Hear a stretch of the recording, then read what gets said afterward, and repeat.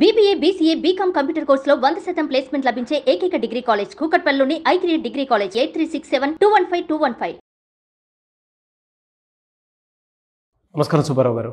నమస్తే అండి.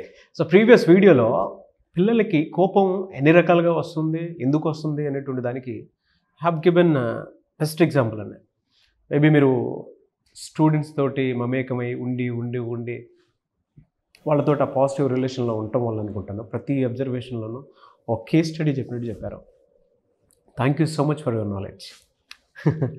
అయితే కమింగ్ టు సబ్జెక్ట్ అండి, మనం రెగ్యులర్గా చూస్తూ ఉంటాం పిల్లల్లో నెగిటివ్ థాట్ అనేది చాలా ఫాస్ట్గా క్రియేట్ అవుతూ ఉంటుంది పెద్దవాళ్ళతో కంపేర్ చేసి చూస్తే. ఎందుకంటే అనుభవం ఉండదు, సెల్ఫ్ టాక్ కూడా నెగిటివ్ ఎక్కువ ఉంటూ ఉంటుంది. ముఖ్యంగా టీనేజ్ పిల్లలు అయితే విపరీతంగా ఉంటుంది.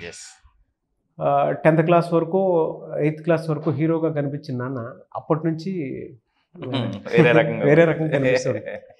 ఈవెన్ నేను కూడా అది ఫేస్ చేసింది, జనరల్గా చెప్తున్నాను. ఆ నెగిటివ్ అనేది ఎలా డెవలప్ అవుతుంది అసలు పిల్లల్లో? సెల్ఫ్ నెగటివ్ టాక్ అనేటువంటిది చాలా అతి ముఖ్యమైనటువంటి అంశం అండి. ఒక చిన్న పిల్లవాడి దగ్గర నుంచి పెద్దవాళ్ళ వరకు కూడా ఏదో సందర్భంలో సెల్ఫ్ నెగటివ్ టాక్ వస్తూనే ఉంటుంది. కానీ అది మన దగ్గర ఉండే డిగ్రీ మీద ఆధారపడి ఉంటుంది, మన డైరెక్షన్ ఎటు మారిపోతుందా అనేటువంటిది. ఆ సెల్ఫ్ నెగటివ్ టాక్ అనేటువంటిది మన డైరెక్షన్ మార్చేంత సామర్థ్యం ఉన్నటువంటిదండి. సో దీన్ని చాలా జాగ్రత్తగా హ్యాండిల్ చేయాలి.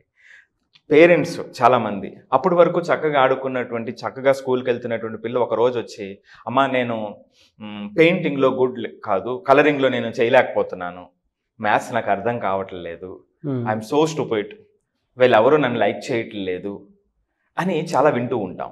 కొంచెం పెద్ద పిల్లలకు వస్తే నాకు ఫిజిక్స్ అర్థం కావట్లేదు, అసలు కెమిస్ట్రీ నాకు చదివినా గుర్తుండట్లేదు, రైట్? సో అసలు ఎకడమిక్స్లో నేను వెళ్ళలేకపోతున్నాను, నెక్స్ట్ లెవెల్కి వెళ్ళలేకపోతున్నాను అని చాలా వింటూ ఉంటామండి, చాలా ఎక్కువగా వింటూ ఉంటాం.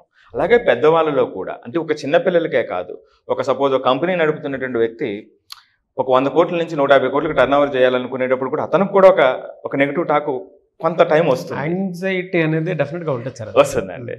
సో దీన్నండి జేఈ మనకి నీట్ పిల్లల విషయంలో చాలా ఎక్కువ వస్తుందండి. ఎందుకంటే ఆ సెల్ఫ్ నెగిటివ్ టాక్ వాళ్ళకి రోజు ఛాలెంజింగ్గా ఉంటుంది. నేను కొన్ని సంవత్సరాల క్రితం అసలు దీన్ని హ్యాండిల్ చేయడానికి మా టీంతో ఒక ఫార్మేట్ తయారు చేయించామండి. సో ఈ ఫార్మేట్ అనేటువంటిది చూసుకుని ప్రతి పిల్లల్ని కూడా ఏ కారణంతో వీళ్ళకి ఆ నెగిటివ్ టాక్ వస్తుంది అని చూసి చాలా మంది పిల్లలు ఇప్పటికీ కూడా వాళ్ళ ఎక్స్పీరియన్స్ నా కళ్ళ ముందు కదులుతూ ఉన్నాయండి. సో ఫార్మేట్ తీసుకున్న తర్వాత ఎవరికి ఏ సహాయం కావాలి, ఎక్కడి నుంచి ఆ సెల్ఫ్ టాక్ని తీసేయాలి, లేదా వచ్చిన సెల్ఫ్ నెగిటివ్ టాక్ని ఎనర్జీ పరంగా ఎలా మార్చాలి అనేటువంటిది ఒక ఫార్మేట్. సో నేనేం చేస్తానంటే అండి, ఇది ఈ సెల్ఫ్ నెగిటివ్ టాక్ని నేను యాజ్ ఎడ్యుకేషనల్ డిజైనర్గా ఆపర్చునిటీ కింద చూస్తానండి. సో ఎందుకంటే వాళ్ళ ఇన్నర్ వాయిస్ అండి అది. కొంతమంది పిల్లలు ఏమీ మాట్లాడకుండా మౌనం కూర్చుంటే మీకు ఓకేనా? ఏదో పిల్లవాడు వచ్చి నెగిటివ్ టాక్ అని చెప్తే ఓకేనా? నాకు ఖచ్చితంగా నెగిటివ్ టాక్ చెప్తే ఓకే, ఎందుకంటే ఆ ఇన్నర్ వాయిస్ మన దాకా వచ్చింది, మనకు కమ్యూనికేట్ అవుతుంది. సో ఇది ఒక ఆపర్చునిటీ. ఇక్కడ నేను ఏం చేస్తానంటే అండి, 4 రకాలుగా డివైడ్ చేస్తాను. స్టూడెంట్ పాయింట్ ఆఫ్ వ్యూలో మనం చూస్తున్నాం కాబట్టి వాళ్ళు చెప్తున్నటువంటి నెగిటివ్ టాక్ ఏదైతే మాట్లాడుతున్నారో అది అకాడమిక్ స్ట్రెంగ్త్కి సంబంధించినటువంటి నెగిటివ్ టాకా, లేదు వాళ్ళ ఫిజికల్ స్ట్రెంగ్త్కి సంబంధించినటువంటి నెగిటివ్ టాకా. సో నేను ఇది చేయలేకపోతున్నాను, నేను నిద్ర ఆపుకోలేకపోతున్నాను, లేకపోతే నేను రోజంతా కూర్చోలేకపోతున్నాను, సపోజ్ సంథింగ్ ఫిజికల్ స్ట్రెంగ్త్కి సంబంధించింది లేదా. సో ఇక్కడ మన టీంతో మనం చేయించినటువంటి ఫ్రేమ్ వర్క్ 4 స్టెప్స్లో ఉంటుందండి. ఒక పిల్లాడు నెగిటివ్ సెల్ఫ్ టాక్లో ఉండటానికి 4 మెథడ్స్లో మీరు చూసారు. 4 మెథడ్స్లో మనం చూస్తాం. మన టీము కొన్ని క్వశ్చన్స్ వేసి ఆ పిల్లవాడితో కూర్చుని ఆ క్వశ్చన్స్తో ఎక్కడ నెగిటివ్ టాక్ ఎక్కడ డెవలప్ అయ్యింది అనేటువంటిది కనిపెడతామండి. ఆ 4 స్టెప్స్ ఏమిటంటే, ఒకటిది అకాడమిక్ స్ట్రెంగ్త్లో నెగిటివ్ టాక్ ఉందా, సార్ ఈ రోజు నేను మ్యాథ్స్ చేయలేకపోతున్నాను, నేను అది వరకు చేశాను, లేదా ముందు నుంచి నేను మ్యాథ్సే చేయలేకపోతున్నానా అంటున్నాడా అనేది సమ్ ఎగ్జాంపుల్. ఇక రెండవదండి ఫిజికల్ స్ట్రెంగ్త్, నేను రోజంతా ఉండలేకపోతున్నానండి, ఎక్కువసేపు చదవలేకపోతున్నాను, రైట్, నేను అలసిపోతున్నాను ఇలాగంటూ ఉంటారు. సో ఇది ఫిజికల్ స్ట్రెంగ్త్కి సంబంధించినటువంటిది, లేదా స్పోర్ట్స్ కానివ్వండి, ఏదైనా కానివ్వండి ఒక ఫిజికల్ స్ట్రెంగ్త్కి సంబంధించింది. మూడవది ఎన్వైరన్మెంటల్ సినారియో అండి. కొంతమంది పిల్లలకి చిన్నప్పటి నుంచి కూడా ఆ సెల్ఫ్ నెగిటివ్ టాక్ వస్తుందండి. దానికి రీజన్స్ ఏమిటనేటువంటిది కూడా చూద్దామండి. సో ఆ ఆ రకమైనటువంటి ఎన్వైరన్మెంటల్ సినారియోస్ల నుంచి వాడికి నెగిటివ్ టాక్ వచ్చిందా? లేదు, కొంతమంది ఎప్పుడు ఫ్యూచర్లోనే ఉంటారు. సో నేను ఐఐటిఎన్ అయిపోవాలి లేదా డాక్టర్ అయిపోవాలి అనేది ఫ్యూచర్లోనే ఉంటారు. కానీ ఇక్కడ ప్రయత్నంలో మార్పు అనేటువంటిది తక్కువ కనిపిస్తుంటుంది. సో ఇలా ఈ 4 వాటిల్లో మనం ఫస్ట్ డిసైడ్ చేయాల్సినటువంటిది ఎక్కడ ఇతనికి సెల్ఫ్ నెగిటివ్ టాక్ డెవలప్ అయ్యింది అనేది మన టీం ద్వారా మనం తెలుసుకుంటామండి. Then we take a course of action అన్నమాట అండి. ఓకే. సో ఇక్కడ దీనికి సంబంధించి మనం చూసినప్పుడు అంటే అసలు రీజన్స్ ఏమిటి అనేటువంటిది మనం చూసినప్పుడు చాలా జనరల్గా చాలా న్యాచురల్గా ప్రతి వ్యక్తికి కూడా సెల్ఫ్ నెగిటివ్ టాక్ ఒక సందర్భంలో వస్తుంది. ఆ వచ్చే సందర్భం మనం ఇప్పుడు మీరు కిందాక చెప్పినట్టుగా ఒక కంపెనీ రన్ చేస్తున్నటువంటి వ్యక్తి 100 కోట్ల నుంచి 120 కోట్లకి వెళ్తున్నప్పుడు 110 కోట్లే వస్తే అక్కడ కూడా సెల్ఫ్ నెగిటివ్, అంటే నా గోల్ రీచ్ అవ్వలేదని ఉంటుంది. అంటే ఇతను కంఫర్ట్ జోన్ నుంచి నెక్స్ట్కి వెళ్తున్నాడు. స్టూడెంట్ పాయింట్ ఆఫ్ వ్యూలో మనం వచ్చినప్పుడు 40% వస్తున్నటువంటి స్టూడెంట్ 50%కి ఎన్హాన్స్ అయ్యాడు, కానీ వాడి టార్గెట్ 70%. సో అంటే దీన్ని కంఫర్ట్ జోన్ వీడు ఎక్స్టెండ్ చేస్తున్నాడు. 4 అవర్స్ చదువుతున్న పిల్లవాడు 5 అవర్స్కి అటెన్షన్ని పే చేయడానికి ట్రై చేస్తున్నాడు. అక్కడ ఖచ్చితంగా అయ్యో చేయలేకపోతున్నానని వస్తుంది, కానీ అతను రైట్ డైరెక్షన్లో ఉన్నాడు. సో ఎప్పుడైతే మనం కంఫర్ట్ జోన్ నుంచి నెక్స్ట్కి వెళ్తున్నామో ఖచ్చితంగా గోల్ రీచ్ అవ్వలేనప్పుడు ఒకటి వస్తుంది, కానీ ఇది న్యాచురల్, దీన్ని మనం పెద్దగా పట్టించుకోవాల్సినటువంటి అవసరం లేదు. సో డైరెక్షను పాజిటివ్గా వెళ్తూ ఉన్నట్లయితే ఓకే. ఇక అతి ముఖ్యమైనటువంటి కారణాలు మనం చూస్తేనండి, కొంతమంది పిల్లల్లో రీజన్స్లోనండి మొట్టమొదటిది కంటిన్యూస్ నెగిటివ్ ఫీడ్బ్యాక్ అండి. కొంతమంది పేరెంట్స్ కానీ టీచర్స్ కానీ వాళ్ళు టార్గెట్ ఫిక్స్ చేస్తారు, దానికి వచ్చిందా రాలేదైనా చూస్తారు తప్ప ఈ ప్రయాణాన్ని చూడరు. ఉదాహరణకి వాళ్ళు 80% టార్గెట్ పెట్టారనుకుందామండి, ఒక పిల్లవాడికి 60% నుంచి 65%కి పెరిగాడు, కన్సిస్టెంట్గా వీడు పెరిగాడు. ఈ 5% ఇంక్రిమెంట్ని చూడరు. కిందటిసారి చెప్పో అంతకు ముందు చెప్పో 80% వస్తుందని ఇప్పటికి కూడా నీకు రాలేదు, నువ్వేమీ చేయట్లేదు అని చెప్తారండి. మరి కానీ 60 నుంచి 65% వరకు పెరిగినటువంటి ఇంక్రిమెంట్ని గుర్తించవలసినటువంటి బాధ్యత పిల్లవాడి కన్నా ముందు ఆ టీచర్ మీద పేరెంట్ మీద ఉందంటారా లేదంటారా? ఖచ్చితంగా ఉంటుందండి. సో ఇది ఈ కంటిన్యూస్ నెగిటివ్ ఫీడ్బ్యాక్ ఇస్తూ రీజన్స్ ఇవ్వరు, నీకు రాలేదంటే రాలేదంతే. ఇది ఒక రీజన్ అండి. కొంతమంది పిల్లల్లో అండి చైల్డ్హుడ్ డివైడ్స్ ఉంటాయండి, చాలా క్రిటికల్ పేరెంట్స్ ఉంటారు పాపం, అదే విధంగా తగులు ఆడుకుంటూ ఉంటారు, వాళ్ళని సరిగా చూడరు పాపం, ఏవేవో కారణాలు ఉండొచ్చు.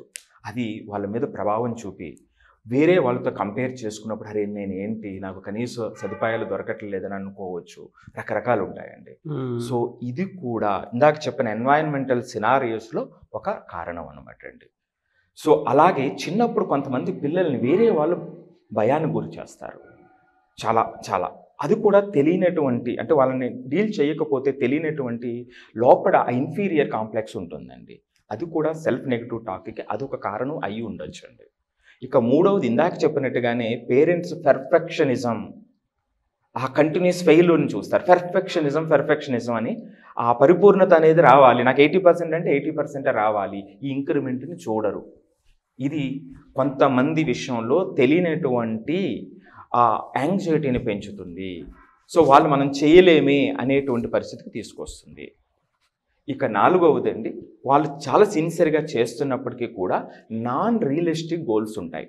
అంటే 60% ఉన్నటువంటి వాడు 75%కి 70%కి కొంతకాలంలో రీచ్ అవుతాడు. అదే కొంతకాలంలో మీకు 90% తెప్పించమంటే రావాలి అంటే ప్రెజర్ పెడితే ఏమవుతుందండి, అది రియలిస్టిక్ గోల్ కాదు. అంటే ఇతను రైట్ డైరెక్షన్లో ప్రయాణిస్తున్నప్పటికీ కూడా ఆ నాన్ రియలిస్టిక్ గోల్ వల్ల కూడా సెల్ఫ్ నెగిటివ్ టాక్ అనేది డెవలప్ అవుతుందండి.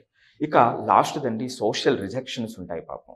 సో ఈ సోషల్ రిజెక్షన్స్, సోషల్ ఇన్ఫ్లుయెన్సెస్ కొన్ని వర్గాలలో వాళ్ళకి ఆ సదుపాయాలు ఉండక, ఆ పక్కన ఎన్వైరన్మెంట్ నుంచి ఒక సపోర్ట్ దొరక్క, అంటే ఇప్పుడు తగ్గినాయండి. ఇదివరకు నేను అంటే ఇలాంటి సందర్భం వచ్చినప్పుడు నేను చాలా ఇన్స్పిరేషన్గా తీసుకునేదండి డాక్టర్ బిఆర్ అంబేద్కర్ అండి. ఎలాంటి పరిస్థితుల నుంచి ఏ స్థితి నుంచి ఏ స్థితికి ఎదిగారు ఆయన, ఎన్ని చుట్టుముట్టినా సరే ఆయన ఎదుగుదలని ఎవరు ఆపలేకపోయారండి. సో అది ఒక ఇన్స్పిరేషనల్ స్టోరీ అండి. అంటే ఎంత సోషల్ రిజెక్షన్స్ ఉన్నప్పటికీ కూడా, అంటే ఆయన ఆ సెల్ఫ్ నెగిటివ్ టాక్ని ఎంత నియంత్రించుకోవాలో అంత నియంత్రించుకుని ఉంటారు ఆయన. సో ఇలా రకరకాల కారణాలతో ఏ కారణంలో ఈ పిల్లవాడికి నెగటివ్ టాక్ డెవలప్ అవుతుంది అనేటువంటిది ఉంటుందండి. సో దీన్ని మనం చాలా జాగ్రత్తగా మనం చూస్తామండి. అప్పుడు సొల్యూషన్ ఈజీ అయిపోతుందండి. అసలు ఈ సెల్ఫ్ నెగటివ్ టాక్ ఉంటే అసలు ఏంటి సమస్య ఏమిటంటే ఇదేంటి సమస్య, ఇలా ఉంటుంది సమస్య. సో మన యొక్క శక్తి మనకు తెలియదు, అది మనల్ని గాడిని కట్టేస్తుంది, మన యొక్క ఎబిలిటీని లిమిట్ చేసేస్తుందండి. రైట్? సో మన పొటెన్షియల్ని మనం తెలుసుకోలేకపోతాం. అది యాంగ్జైటీని, డిప్రెషన్ని ఇస్తుంది.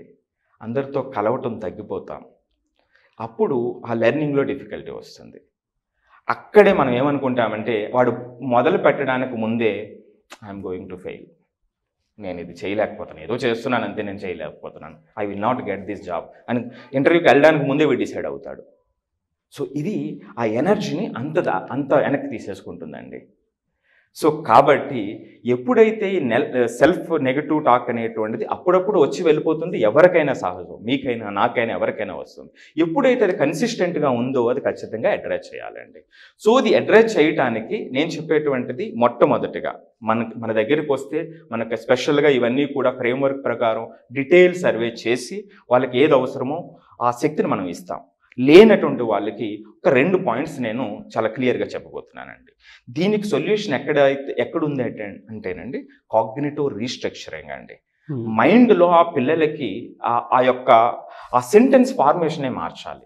అంటే ఎలా అంటే నేను ఈ టెస్ట్ ఎప్పటికీ పాస్ అవ్వను అనేటువంటి పిల్లవాడి యొక్క మనసుని ఏ దారికి తీసుకురావాలి అంటే it is a challenging but I can improve with practice, help from the teacher. ఇది చాలా ఛాలెంజింగ్, కానీ నా ప్రయత్నం నేను చేస్తాను, నా టీచర్ సహాయం తీసుకుంటాను, కో స్టూడెంట్ సహాయం తీసుకుంటాను, నేను సాధిస్తాను, నా ప్రయత్నం చేసిన తర్వాత ఆలోచిస్తాను అనేటువంటి ఆలోచనని మనం మార్చాలండి. రైట్? సో ఆ పాజిటివ్ ఎఫర్మేషను చేస్తూ రియలిస్టిక్ గోల్స్ పెడుతూ, అంటే 90కి ఇందాక మనం చెప్పుకున్నట్టుగా 90కి రీచ్ అవ్వాలనుకునేటప్పుడు 70కి ఒక టార్గెట్, 80కి ఒక టార్గెట్, ఇట్లా పెట్టుకుని రియలిస్టిక్ గోల్లో తీసుకెళ్ళినట్లయితే దీన్ని చాలా జాగ్రత్తగా హ్యాండిల్ చేయొచ్చు అండి. సో దీన్ని అడ్రస్ చేసే ప్రాసెస్లో మీరు ఇందాక చెప్పినటువంటిది నాకు చాలా బాగా నచ్చిందండి. కాగ్నిటివ్ రీస్ట్రక్చరింగ్ అంటే పిల్లల బిహేవియర్లో ఎలా ఉంటుంది అని అంటే తెలియకుండానే ఒక మెంటల్ ట్రామా ఉంటూ ఉంటుంది నెగిటివ్ సెల్ఫ్ టాక్లో ఉన్న బయట నుంచి ఎంత చెప్పినా సరే. ఈవెన్ నేను కూడా అది ఫేస్ చేసినటువంటి సందర్భం యాజ్ ఎ స్టూడెంట్ నేను ఫేస్ చేశాను ఇది. అంటే మన ఇన్నర్ పొటెన్షియల్ మనకు తెలియదు. నా చుట్టుపక్కల ఉన్నటువంటి వాళ్ళకి నా మీద అప్పట్లో బోల్డ్ హోప్స్ ఉన్నాయి, బట్ నాకు అసలు పొరపాటును కూడా నాకు ఆ స్ట్రక్చర్ మైండ్లోకి వచ్చేది కాదు. నాకు వచ్చే స్ట్రక్చర్ అంతా వేరు ఉండేది. అంటే నా బ్లూ ప్రింట్ వేరు, వాళ్ళ ఇమాజినేషన్ వేరు. నాకు అనిపించేది అనవసరంగా తీసుకొచ్చి నన్ను ఎత్తిన రుతున్నారు అన్నట్టు ఉండేది. మీకు అర్థమైంది కదా? పర్ఫార్మెన్స్ స్కూల్లోకి వచ్చేటప్పటికి కొంచెం పీక్లో ఉన్నా కూడా ఇటువైపు ఇచ్చేటప్పటికి చాలా లోలో ఉండేది. నాకు లో కాన్ఫిడెన్స్, నెగిటివ్ ఇన్సైట్ చాలా తక్కువ ఉండేది. నేను స్లోగా దాన్ని అడ్రస్ చేసే ప్రాసెస్లో అంటే నేను కొన్ని బుక్స్ చదవటం వల్ల ఓవర్కమ్ అయ్యాను, కొన్ని మా ఫాదర్తో మాట్లాడటం వల్ల ఓవర్కమ్ అయ్యాను. సో ప్రతి ఒక్క పిల్లడికి కూడా ఒక నెగిటివ్ స్ట్రక్చర్ లోపల ఫామ్ అవుతుంది అనుకున్నప్పుడు పేరెంట్స్కి కానీ అంటే టీచర్స్ కానీ చెప్పుకోవాల్సినటువంటి అవసరం ఉంది. వాళ్ళిద్దరిది సపోర్ట్ లేదు అనుకున్నప్పుడు డెఫినెట్గా ఒక డైరీ లాంటిది రాసి మనసులో ఏమవుతుందో ఏంటో అలవాటు చేయమని చెప్పాలి. ఈవెన్ పేరెంట్స్ అయినా సరే మీరు మీ పిల్లలకు ఒక మాట చెప్పండి అమ్మా, డైరీ రాయటం లేదా జర్నల్ రాయటం అలవాటు చేయించండి. వాళ్ళ మనసులో ఏ భావన ఉందో మీకు అర్థం అవుతుంది. కొంతమంది పిల్లలు ఏమని రాసేస్తారంటే నెగిటివ్ సెల్ఫ్ టాక్లో ఉండేటువంటి పిల్లలు సార్ నేను చూశాను, నాకు చనిపోవాలని ఉంది, నాకు మా మదర్ ఫాదర్ ప్రెషర్ ఎక్కువ, అలా ఎక్కువ రాసిస్తూ ఉంటారు. అది చాలా ప్రమాదకరం. మీరు అడ్రస్ చేయాలి అనుకునేటువంటి వాళ్ళు ఎవరైతే ఉంటారో మీకు ఏ మాత్రం అబ్నార్మాలిటీస్ అనిపించినా కూడా మీరు సుబ్బారావు గారు అపాయింట్మెంట్ తీసుకొని దాని నుంచి ఎలా బయటపడాలి అనేటువంటి విషయాన్ని మీరు ఈజీగా తెలుసుకోవచ్చు. బట్ అపాయింట్మెంట్ మాత్రం డెఫినెట్గా తీసుకోండి, ఎందుకంటే వాళ్ళ పిల్లలకి చాలా అవసరం కూడాను. అర్థం కావట్లేదు, కౌన్సిలింగ్ కనుక ఇప్పిస్తే దేనికైనా సరే సొల్యూషన్ 100% దొరుకుతుంది. మీరు టైం ఇస్తారా సార్ వాళ్ళకి? తప్పకుండా అండి, తప్పకుండా. సో మనకి ఏదైతే నెంబర్ స్క్రోల్ అవుతుందో దాన్ని కాంటాక్ట్ చేస్తే మన టీంని వాళ్ళు కాంటాక్ట్ అవుతారు. సో వాళ్ళు రావచ్చు అండి. అండ్ ఐఐటి జేఈ కోచింగ్ కూడా చాలామంది అడుగుతున్నారు. సో ఖచ్చితంగా అండి. సో ఈ జేఈ నీట్ జర్నీలో చాలా అప్ అండ్ డౌన్స్ వస్తాయండి. మన 2 స్టేట్స్లో లక్షలాది మంది పిల్లలు ఉన్నారు.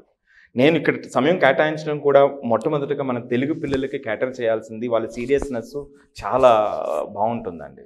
సో వాళ్ళకి సరైన సపోర్ట్ లేకపోతే డిమోటివేట్ అయిపోతారు. అందుకే మనం ప్రతి పాయింట్ కూడా చాలా స్పెసిఫిక్గా తీసుకుని రియలిస్టిక్ ఎగ్జాంపుల్స్ ఏదైతే ఉన్నాయో దాన్ని మనం డిస్కస్ చేస్తూ ఉన్నాం. Yes, fantastic sir, very great knowledge.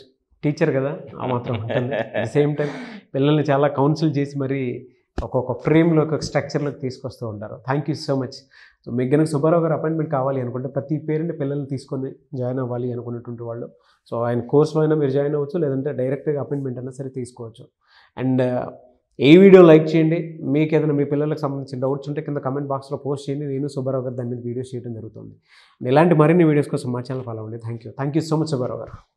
Suman టీవీలో మీ పర్సనల్ అండ్ బిజినెస్ ప్రమోషన్స్ కోసం కింది నెంబర్కి కాంటాక్ట్ చేయండి.